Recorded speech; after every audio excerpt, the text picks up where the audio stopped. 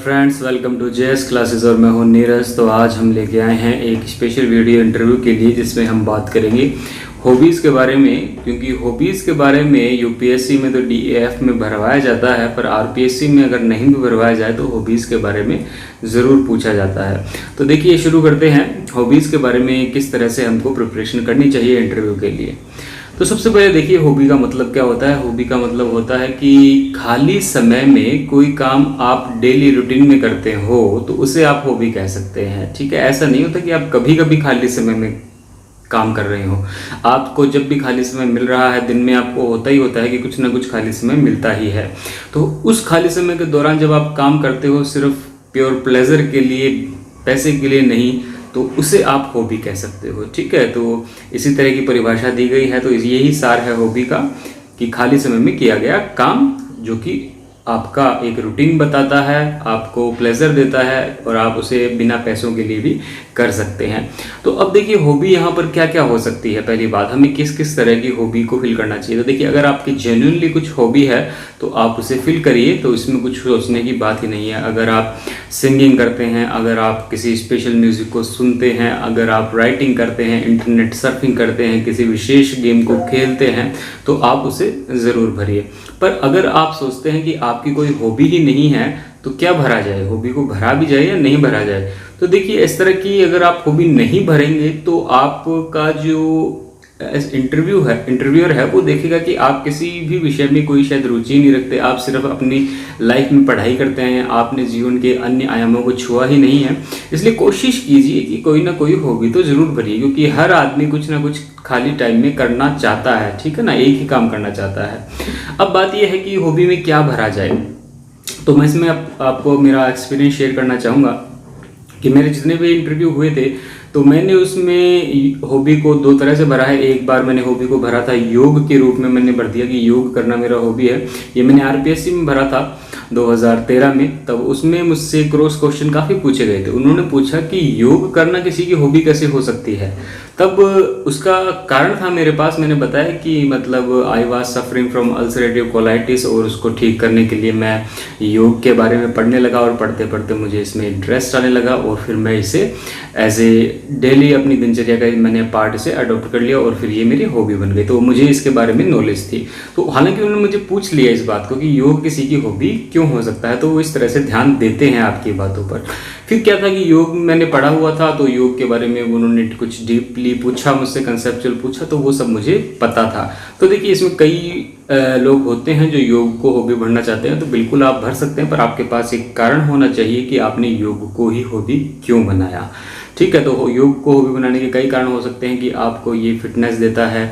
ठीक है, फिटनेस भी कैसी, मेंटल फिटनेस भी देता है और फिजिकल फिटनेस भी देता है। फिर उससे वो आपसे सवाल पूछ सकते हैं इसके डिफरेंट आयामों के बारे में कि योग कितने प्रकार के होते हैं, किस किस ने इस पर किताबें लिखी है, वर्तमान में इसकी क्या स्थिति है, इसके क्या दुष्परिणाम हो सकते हैं अगर ढंग से नहीं किया जाए, ऐसे कौन से आसन हैं जिनको खाना खाने के बाद किया जा सकता है। ठीक है, तो इन सब चीज़ों को ध्यान रखिएगा। और योग की जो मुख्य मुख्य शब्दावलियां हैं, पूरक, कुंभक, रेचक, जो प्राणायाम में यूज़ की जाती है उनके बारे में पूछा। तो देखिए कहने की बात यह है कि मैंने लिखा सिर्फ हॉबी और उन्होंने मुझसे हॉबी के बारे में टेक्निकल डिटेल भी पूछी। ठीक है, तो इस तरह से जब भी अगर आप हॉबी भर रही हैं तो एक तो स्पेसिफिक भरिए और उसकी टेक्निकल थोड़ी डिटेल आपको पता होनी चाहिए।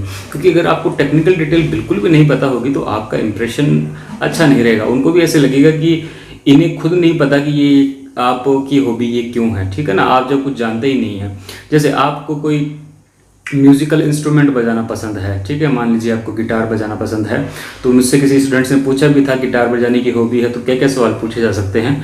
तो देखिए अगर आपको गिटार बजाना अच्छा लगता है तो आपको पता है कि ये ऐसा इंस्ट्रूमेंट है जिसमें स्ट्रिंग्स होती हैं, कितनी स्ट्रिंग्स होती है, कंपैरिजन कर लीजिए वीणा सितार में कितनी स्ट्रिंग्स होती है, राजस्थान में ऐसे कौन कौन से म्यूजिकल इंस्ट्रूमेंट है जिनमें स्ट्रिंग्स होती हैं। ठीक है, उसके बाद इलेक्ट्रिक और सिंपल गिटार में अंतर क्या होता है, फिर कोड्स क्या होते हैं, फिर इन सब टेक्निकल पहलुओं को आप ध्यान रखिए। फिर आपसे पूछ ले कि आप कौन कौन सा म्यूजिक इस पे प्ले करते हैं। ठीक है ना, यही म्यूजिक क्यों प्ले करते हैं और आपने यही म्यूजिकल इंस्ट्रूमेंट क्यों सीखा। तो इनका जवाब कोई स्पेसिफिक नहीं होता, ये आप ही बता सकते हैं, ठीक है ना। कि आपसे पूछ लिया कि आपने गिटार ही क्यों सीखा, तो इसका जवाब केवल आप ही दे सकते हैं कि आपने इसे ही क्यों चूज़ किया, बाकी किसी म्यूजिकल इंस्ट्रूमेंट को चूज़ क्यों नहीं किया। क्योंकि हो सकता है कि आपकी कहीं इंस्पिरेशन रही हो, आपने किसी को बजाते हुए देखा हो और आपको अच्छा लगा और आप भी सीखना चाहते हो। इसी तरह से एक छोटी छोटी इंस्पिरेशन होती है जो हॉबी को बना देती है। चलिए, इसके बाद अगर आपकी हॉबी इस तरह से है कि इंटरनेट सर्फिंग करना मेरी हॉबी है, तो देखिए इंटरनेट सर्फिंग करने को बड़ा स्पेसिफिक ले जाइए आप। क्योंकि इंटरनेट सर्फिंग तो इंटरनेट तो बहुत बड़ा है, इसमें क्या क्या सर्फ करते हैं, आपकी कोई पसंद की चीज़ होगी। जैसे मैंने भी भरा था ये यूपीएससी में इंटरनेट सर्फिंग, तो मैंने पार्टिकुलर उसमें लिखा था कि लेटेस्ट जो टेक्नोलॉजी आती है, टेक्नोलॉजी किसमें आती है, डिफेंस में जो टेक्नोलॉजी आती है या IT क्षेत्र में जो टेक्नोलॉजी आती है उसके बारे में पढ़ना मुझे पसंद है। तो फिर वो आपका फील्ड क्या होता है, स्पेसिफिक हो जाता है। आपका ऐसे नहीं रहता, अनलिमिटेड दायरा नहीं रहता, फिर वो वहीं पर आपसे प्रश्न पूछेंगे और उनके बारे में आपको पता होना चाहिए। क्योंकि मैं करता था इंटरनेट सर्फिंग, इसलिए मुझे इनके बारे में स्पेसिफिक डिटेल या आप कहें कि पर्टिकुलर डेप्थ नॉलेज इसमें मुझे थी। अगर आपसे पूछा जाए, अगर आप कहें कि मेरी हॉबी कुकिंग है, तो कुकिंग में देखिए जो मेरे साथी थे उनसे ये सवाल पूछ लिया गया था कि अगर आप मान लीजिए कि कढ़ी बना रहे हैं, क्योंकि उनकी हॉबी कुकिंग थी, और आपसे उसमें पानी ज़्यादा डल जाए तो आप क्या करेंगे। तो उन्होंने जवाब दिया, क्योंकि उनकी रियल हॉबी थी, उन्होंने कहा कि मैं उसमें थोड़ा सा और बेसन डाल के और मसाले डाल लूँगा। तो इस तरह से उन्होंने उस चीज़ को मैनेज कर लिया। तो ये पूछा गया सवाल है, इसलिए मैंने आपको यहाँ पर डिस्कस किया। तो मतलब अगर आप कुकिंग हॉबी भी कर रहे हैं तो वो टेस्ट कर लेंगे पूछ के आपसे कि आप वाकई में कुकिंग करते हैं या नहीं करते हैं। तो इसलिए हमेशा जेन्युइन हॉबी भरी और नहीं है, अगर आप बना रहे हैं तो उस बनावटी हॉबी को भी आप अच्छे से पढ़ के जाइएगा, ठीक है। बिल्कुल उसमें ऐसे नहीं हो कि आपको पता ही ना हो, उसे महसूस कीजिएगा, 15 दिन उस पर काम कीजिएगा, 15-20 दिन, 1 महीना, तो आपको उसके बारे में नॉलेज होने लग जाएगी। अगर आप मान लीजिए म्यूजिक सुनते हैं, तो म्यूजिक सुनना हॉबी को मत बताइए, पर्टिकुलर म्यूजिक को बताइए कि हाँ कि मैं इस तरह से क्लासिकल, जैज, रॉक कोई म्यूजिक सुनता हूँ, तो आपका क्षेत्र थोड़ा संकरा हो जाएगा, ठीक है। उसके बाद अगर आप ऐसे कहें बॉलीवुड म्यूजिक, तो बॉलीवुड म्यूजिक तो बहुत बड़ा हो जाता है। बॉलीवुड में हर तरह के सॉन्ग मिलेंगे आपको, क्लासिकल, जैज, रॉक सब मिलेगा। फिर आप क्या क्या सुन सकते हैं, किस किस के बारे में बात करेंगे, आपको 3-4 प्रश्नों पर ना करेंगे, फिर आप अपने स्पेसिफिक फील्ड पे आएंगे कि हाँ मैं इस तरह के गाने सुनता हूँ, तो आप उन्हें पहले ही बता दीजिए, ठीक है ना।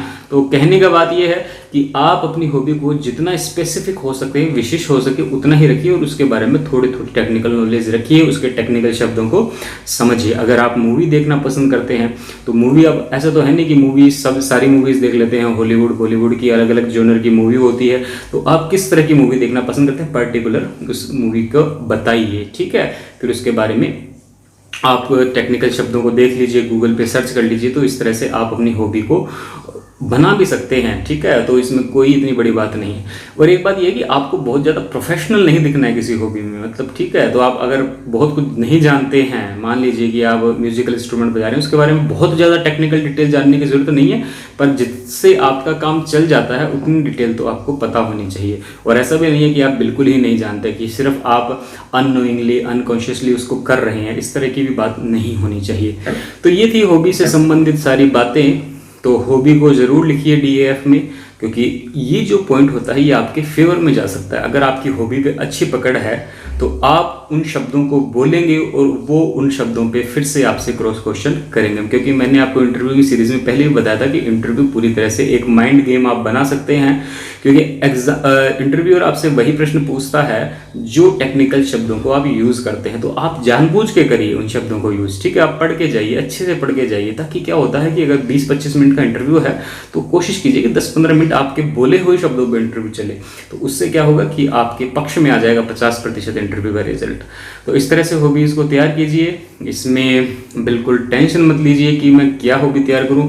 और किसी को कुछ भी समझ नहीं आ रहा है तो वो योग को हॉबी बना सकता है या इंटरनेट सर्फिंग को हॉबी बना सकता है। हाँ, गेमिंग के बारे में प्रश्न पूछा था कि गेमिंग को हॉबी बनाया जाए कि नहीं। जैसे कई PUBG खेल रहे हैं, तो देखिए खेलना कोई बुराई नहीं है, ये भी एक हॉबी होती है, बिल्कुल होती है। पर क्या होता है कि कई बार जो ट्रेडिशनल माइंडसेट के इंटरव्यूअर होते हैं उन्हें पसंद नहीं होता, उन्हें ये बचकाना लग सकता है, ठीक है। आजकल का यूथ है वो तो समझ सकता है, पर हो सकता है ट्रेडिशनल माइंडसेट के को लगे कि ये बिल्कुल बचकाना सी चीज़ है, मैच्योर नहीं हो आप, तो इस तरह की आपकी एक इमेज जा सकती है उनके सामने, तो इसे अवॉइड कीजिए, ठीक है। बाकी आप कुछ अगर गेम डेवलप करते हैं तो वो अलग चीज़ है, आप किसी सॉफ्टवेयर को डेवलप करते हैं तो वो अलग चीज़। तो इस तरह से हॉबी पे इस तरह के सवाल पूछे जाते हैं, तो इन्हें ध्यान रखिएगा। अगर फिर भी आपको अपनी पर्टिकुलर हॉबी से संबंधित कोई समस्या आ रही है तो आप मुझे इस मेल पर मेल कर सकते हैं। और इसके बाद मैं आपको बताऊं कि आपकी जो हॉबी है उसका एक नेगेटिव इम्पैक्ट भी ज़रूर देख लीजिएगा ना, कि मतलब मान लीजिए कि आप डायरी लिखते हैं या मूवी सुनते हैं, तो इसका वो अगर आपसे पूछ ले कि इसका नेगेटिव इम्पैक्ट क्या हो सकता है, तो हालांकि ज़रूरी नहीं कि हर चीज़ का नेगेटिव इम्पैक्ट हो, वो आपको टेस्ट करना चाहते हैं कि आप रियल में जेन्युइनली इसका कोई नेगेटिव इम्पैक्ट समझते हैं क्या, और आप समझेंगे तब जब आपकी वो रियल में कुछ हॉबी होगी। तो इस तरह से वो आपसे पूछ सकते हैं, तो ध्यान रखिएगा इन चीज़ों का भी। तो चलिए आज को वीडियो में इतना ही, अगली वीडियो में ही मिलते हैं नई जानकारी के साथ। तब तक के लिए थैंक यू।